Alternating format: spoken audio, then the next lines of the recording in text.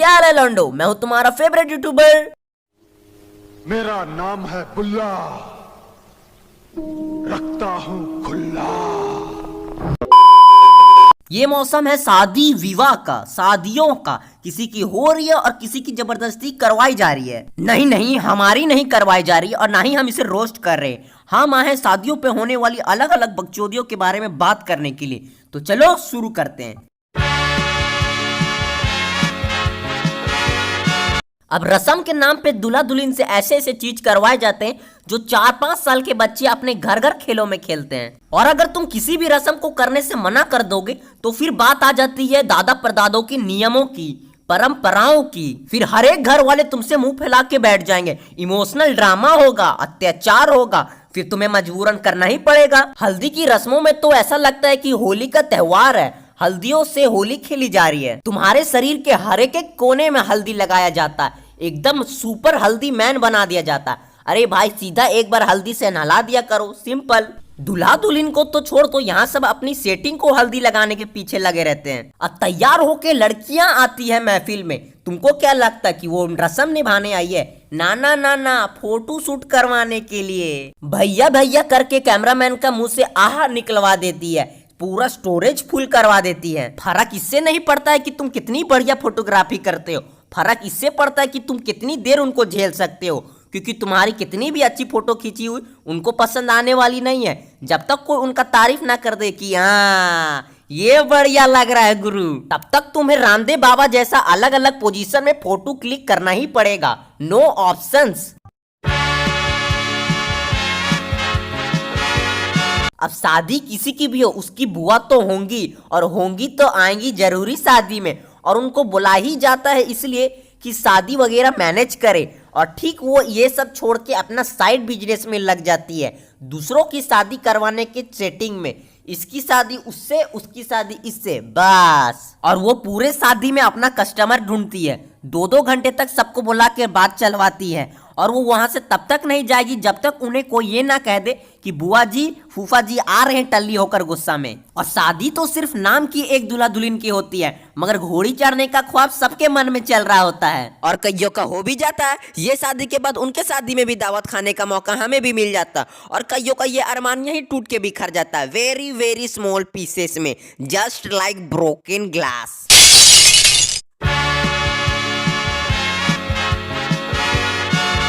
अब शादी अपने घर में हो या पराए घर में, हम सब सबसे पहले कार्ड में एक ही चीज देखते हैं, मेन फंक्शन कब है, डिनर कब है, पार्टी कब है, खाने को कब मिलेगा। फर्क इससे नहीं पड़ता है कि शादी कब है, किसके किसके साथ हो रही है, कब तक चलेगी। फर्क इससे पड़ता है कि खाने में वैरायटी क्या क्या है, आखिर हम लोगों को खाने में मिलेगा क्या क्या। कभी कभी मेरे दिमाग में ख्याल आता है कि जैसे हम लोग प्लेट लेके लाइन में खड़े रहते खाने के लिए, चलो हमारा क्या, हम तो ठहरे आम आदमी, हमारा क्या, मगर क्या सेलिब्रिटी लोग भी लाइन में खड़े रहते प्लेट लेकर खाने के लिए। अरे रेखा जी कैसी हैं? ऑप्शन ए अच्छी है, ऑप्शन बी बहुत अच्छी है, ऑप्शन सी बहुत बहुत ही अच्छी है, ऑप्शन डी अब क्या दिल ही निकाल दोगे? ऑप्शन ई शादीशुदा हूँ। वाह वाह वाह वाह, अच्छा अच्छा। अरे रेखा जी आपने ये रसगुल्ला खाया? बहुत ही मस्त है। पूरे शादी के खाने में मुझे सबसे अच्छा रसगुल्ला लगा।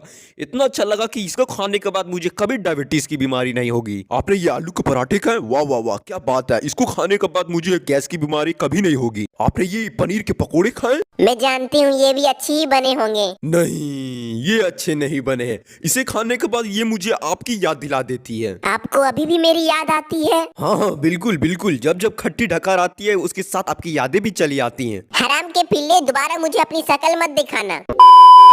अब शादी में आते हैं कुछ हराम खोर बच्चे जो 3-3 बार आइसक्रीम खाने के बाद चौथी बार फिर भीड़ में छुप के आते हैं आइसक्रीम खाने, और 5वीं बार वो फिर आते हैं आइसक्रीम खाने। और उस बार उसे मना कर दिया जाए तो वो कहते हैं मेरे मामा की शादी है, अगर तुम मुझे नहीं दोगे तो मैं तुम्हें यहाँ से हटवा दूंगा। अब पार्टी में पानी पूरी का स्टॉल सिर्फ नाम के लिए सभी के लिए होता है, मगर उन्हें फीमेल ऑर्गेनिज्म हाईजैक कर लेती है, उनके सिवा वहाँ किसी का बोलबाला नहीं चलेगा। पूरे पानी पूरी के स्टॉल में हरियाली ही हरियाली होती है, पानी पूरी वाली भैया के तो लॉटरी ही लग जाती है। और अगर तुम जाओगे वहां पर पानी पूरी खाने तो वो तुम्हें ऐसा इग्नोर करेगा जैसे हम बेल बजने के बाद टीचर की बातों को इग्नोर करते हैं। अब शादी के सबसे इंपॉर्टेंट फैक्ट के बारे में मैं तुम लोगों को बताता हूँ, लिफाफे वाले काउंटर पे वैसे ही इंसान को बैठाया जाता है जिसका पूरे शादी में कोई काम नहीं है, जिससे किसी से मतलब नहीं है, जिसके साथ कोई नहीं घूमना चाहता है, वैसे इंसान को लिफाफे काउंटर पे बैठाया जाता है। जो वेला है वो यही काम करेगा। अब पार्टी में कई लड़के एक मिशन के साथ आते हैं कि उन्हें सिंगल से मिंगल हो ही जाना है। कई इसमें फुल रिस्पेक्टेड के साथ पास हो जाते हैं तो कई का ये मिशन फेल हो जाता है, फुल्ली बास्टेड। अब तुम लोग ये मत समझना कि मैं भी इसी इरादे से जाता है, नो बिल्कुल नहीं।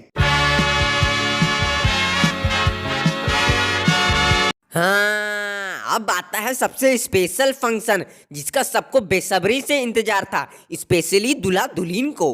अब बाराती में सब जोशीले होकर आते हैं। कोई टल्ली होने के लिए जोशीला हो जाता है, तो कोई नाचने के लिए जोशीला हो जाता है, तो कोई खाने के लिए जोशीला हो जाता है, और किसी का इंतजार खत्म हो जाता है कुछ चीज का तो वो उसके लिए जोशीला हो जाता है। फर्क नहीं पड़ता चाहे तुम्हें डांस का डी भी क्यों ना आता हो, फर्क नहीं पड़ता चाहे तुम कितनी वाहियात, कितनी बेहुदा, कितनी अश्लील डांस करते हो, बट अगर तुमने पूरे बाराती में लगातार बिना थके ढुमके पे ढुमके लगा दिए ना, तो मेरी पूरी गारंटी है कि तुम्हें पूरे शादी में दूल्हे से ज्यादा पूछा जाएगा। अब तुम लोगों को लगता होगा कि सैमी को भी डांस नहीं आता। जी बिल्कुल नहीं, I am a good dancer. चाहे तो तुम लोग मेरी डांस की कुछ कातिल स्टेप्स देख लो।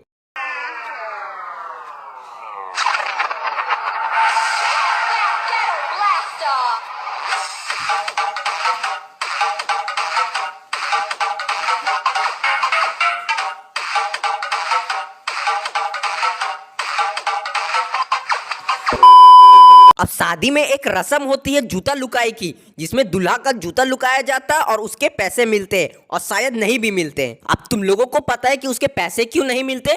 क्योंकि दीदी तुमने चीज ही गलत लुकाया है। अगर तुमने दूल्हा की जूते की जगह उसका मोबाइल लुकाया होता ना, तो पैसा बहुत कम रकम है, वो अपना एटीएम कार्ड दे देता तुम्हें।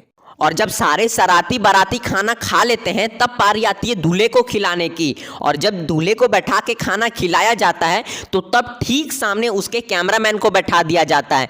इसके लिए नहीं कि खाते वक्त दूल्हे की बढ़िया बढ़िया फोटो ले, इसके लिए कि एक एक पूड़ी का हिसाब मिल जाए उन्हें, कि कितना बार पूड़ी खाया, कि कितना बार पनीर लिया, कि हरामखोर ने कितने बार चिकन का पीस मंगवाया, कि शादी के बाद मियाँ बीबी का लड़ाई में ये ना कहा जाए कि तुम्हारे बाप ने मुझे भूखा भेज दिया था।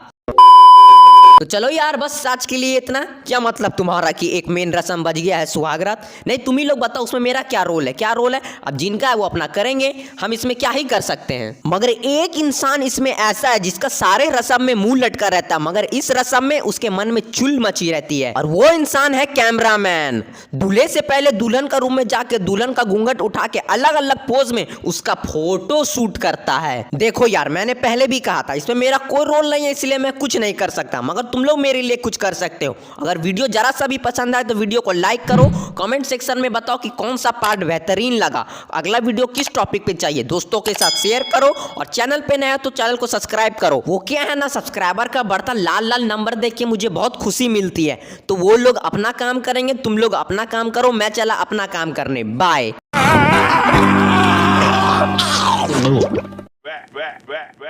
Back.